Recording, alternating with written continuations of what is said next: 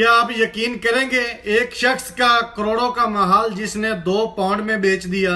जी हाँ, ये मैं आपको बताता हूँ। ये कहानी है एक बरतानिया के शख्स डिस्टन लॉ की, जिसने अपना घर सेल पर लगाया हुआ था। उसकी टोटल कीमत 8 लाख पाउंड थी, लेकिन उसकी इतनी कीमत होने के बावजूद उसका घर सेल नहीं हो रहा था।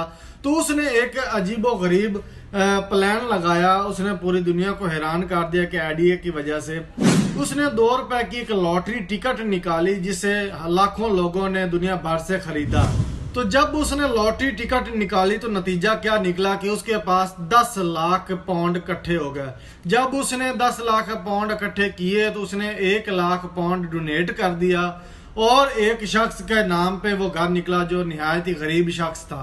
तो उसका ख्वाब पूरा कर दिया, 2 पाउंड में उसको वो घर मिल गया। इस कहानी से हमें सबक ये मिलता है कि अगर हमारा एक रास्ता बंद हो जाए तो हमें दूसरा रास्ता बना लेना चाहिए, ना कि परेशान होकर बैठ जाना चाहिए।